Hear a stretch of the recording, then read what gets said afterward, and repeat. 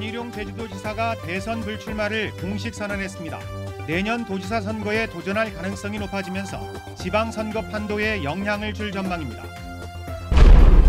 국정역사교과서 최종본에 제주 4.3 사건에 대한 서술이 보완됐지만 4.3 단체는 부실하다며 반발했고 교육청은 국정교과서 폐지를 요구했습니다. 중국 최대 명절인 춘절 연휴에 항공기로 제주를 찾은 중국인 관광객이 크게 줄었습니다. 기대했던 특수가 실종돼 관광업계가 울상을 짓고 있습니다. 몽골인 유학생들이 행인들을 폭행하는 사건이 발생했습니다. 경찰은 외국인 범죄를 예방하기 위해 스마트폰 신원조회 시스템을 도입했습니다. 시청자 여러분 안녕하십니까? 뉴스데스크 제주입니다. 대권을 노리는 잠룡으로 꼽혀왔던 원희룡 제주도지사가 이번 대통령 선거에 출마하지 않겠다고 선언했습니다. 내년 도지사 선거에 다시 도전할 가능성이 높아지면서 지방선거 구도도 차츰 윤곽이 잡혀갈 것으로 예상됩니다. 김현선 기자의 보도입니다. 대선 출마 여부에 대해 말을 아껴왔던 원희룡 지사가 불출마를 공식 선언했습니다. 첫 번째 임기 중에 있는 도지사로서 도정의 현안 업무와 대선 준비를 병행하는 것이 물리적으로 어렵다는 게 불출마의 배경입니다. 전환기 도지사로서의 제주를 대한민국의 보물섬으로 만들기 위한 책임을 충실히 수행하기 위해서 제주도의 현안 업무 추진에 집중하겠습니다. 하지만 원 지사는 내년 지방선거에서 재선에 도전할 가능성에 대해서는 너무 앞서가는 예측이라며 즉답을 피했습니다. 과연 그거에 대한 스스로의 평가와 도민들의 평가 이것을 놓고 그 다음 문제에 대해서 생각을 하게 될 겁니다. 설 연휴 전까지 명확한 입장을 밝히지 않았던 원 지사가 불출마를 선언한 것은 조기 대선으로 인한 준비 기간 부족과 지지 기반이 미흡하다는 부담감이 작용한 것으로 보입니다. 지난해 총선에서 원희룡 마케팅을 내세운 후보들이 참패한 데다 대선 후보 여론조사에서도 하위권에 머물고 있기 때문입니다. 한편 원 지사는 남은 임기 동안 제2공항과 대중교통, 주택 문제 해결에 전력을 다하겠다고 밝혔습니다. 현안 해결로 성과를 보여준 뒤 재선에 도전할 것이라는 해석이 나오고 있는 가운데 보수 진영의 도지사 후보로 거론됐던 공무원 출신 인사들은 출마를 포기할 것으로 보여 조만간 지방선거 구도도 윤곽을 드러낼 것으로 전망됩니다. MBC 뉴스 김현선입니다. 제주도는 조기 대선이 가시화됨에 따라 대선 후보와 정당의 공약으로 요구할 정책과제 45개를 발굴했습니다. 주요 정책과제는 제2공항 건설과 주변 지역 발전 지원, 신항만 조기 건설, 광역 상수도 4단계 건설과 평화대공원 조성, 구국도의 일반국도 환원 등입니다. 제주도는 도민 여론조사 등을 거쳐 다음 달에 15개 과제를 최종 확정할 계획입니다. 오늘 공개된 국정역사교과서 최종본에 제주 4.3 사건과 관련된 서술이 일부 보완됐습니다. 하지만 4.3 유족들은 여전히 부실하다며 반발했고 제주도 교육청도 반대 입장을 밝혔습니다. 보도에 홍수연 기자입니다. 고등학교 한국사 국정교과서 최종본입니다. 제주 4.3 사건을 설명하는 주석란에 오류가 있었던 제주 4.3 사건 진상규명 및 희생자 명예회복에 관한 특별법 명칭이 수정됐습니다. 또 무고한 희생자와 유족의 피해, 그리고 특별법 시행 이후 조성된 4.3 평화공원에 안치된 희생자 위패에 대한 내용이 추가됐습니다. 중학교 역사교과서에도 본문 외 주석에 고등학교 교과서와 비슷한 내용을 설명했습니다. 검정교과서 지필기준에도 4.3 진상규명 노력이 포함됐고 탐라국을 일본과 같은 색깔로 표시했던 고려시대 지도는 수정됐습니다. 이번에 발표한 국정역사교과서 최종본과 검정역사교과서 지필기준을 통해 역사교육이 일보 전진하는 계기가 되기를 기대합니다. 하지만 4.3 유족회와 제주 지역 국회의원들은 실망스럽다며 반발했습니다.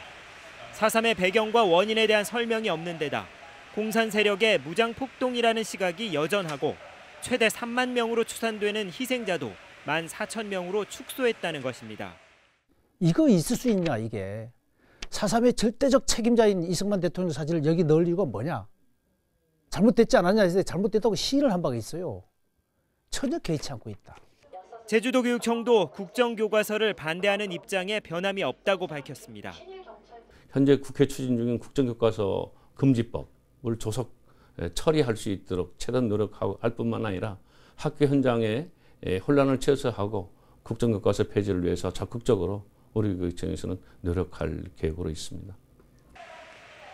교육부는 새학기부터 희망하는 학교를 연구학교로 지정해 국정교과서를 보급한다는 계획이지만 교육청은 거부하겠다는 입장이어서 갈등은 계속될 전망입니다.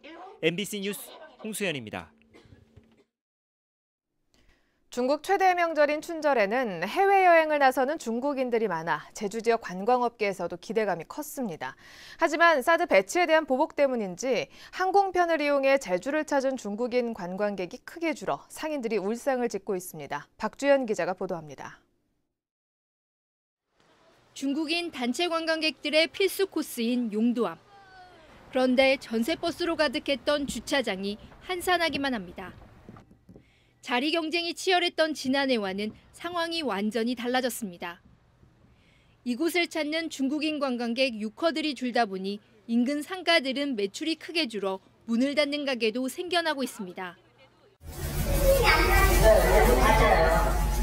지금 문을 닫으시려고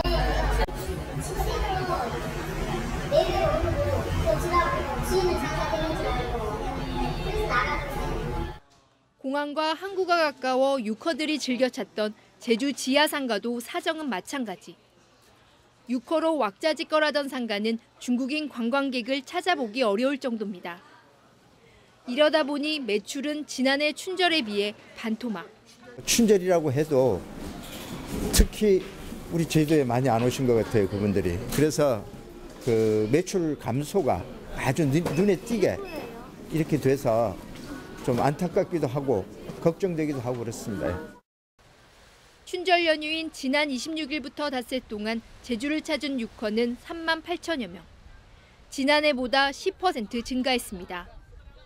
하지만 체류 시간이 짧아 주로 면세점만 방문하는 크루즈 관광객이 40% 이상을 차지했고 항공기를 이용한 관광객은 지난해보다 23% 감소했습니다.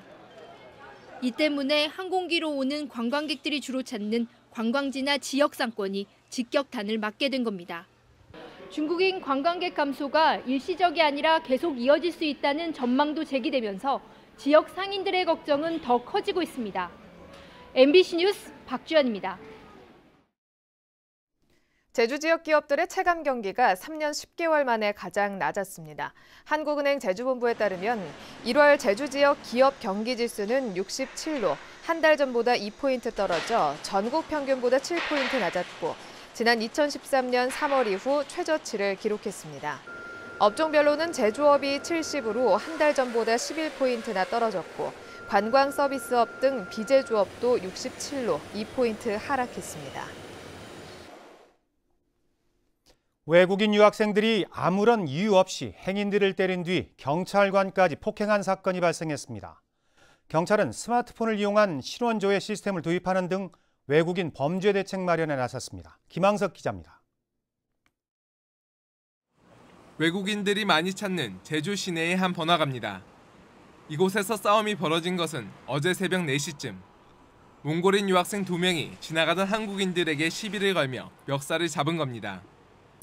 이들은 술에 취해 지나가던 행인 2명을 폭행한 뒤 이를 말리는 행인 6명에게도 주먹을 휘둘렀습니다.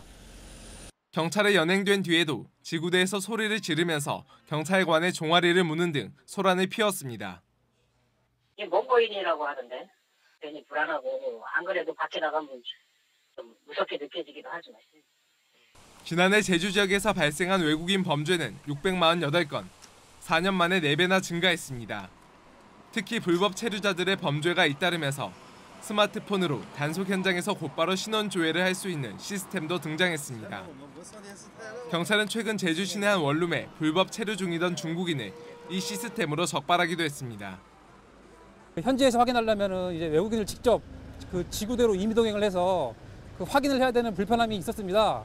그런 과정에서 이렇게 도주로도 있었고요. 근데 현재는 이게 모바일로 그 현지에서 조회가 가능하게 돼서 인구 대비 외국인 범죄율이 가장 높은 지역이라는 오명을 얻은 제주가 외국인 범죄를 줄이기 위한 전쟁을 벌이고 있습니다. MBC 뉴스 김항섭입니다. 제주지방경찰청은 베트남에서 불법 도박 사이트를 운영한 혐의로 25살 이모 씨 등 2명을 구속하고 1명을 불구속 입건했습니다.